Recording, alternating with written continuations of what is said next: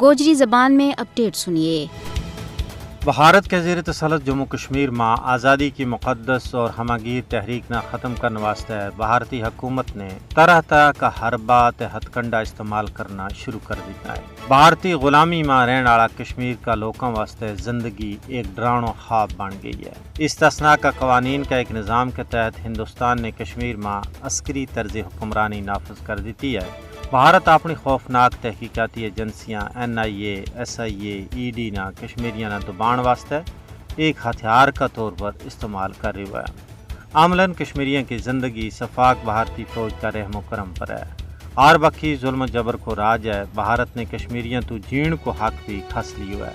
ہر پاسے لوگ کی چھنڈک اور بارود کا توانے ماحول نہ گیندڑو کر چھوڑے ہے۔ مودی حکومت کشمیر میں ہر اس اختلافی آواز نہ دبانو چاہے جیڑی اس کی بربریت کو پردو چاک کرے۔ دفعہ 370 کی منسوخی تو بعد کشمیر میں انسانی حقوق کی خلاف ورزی خطرناک توڑی بڑھ گئی ہیں۔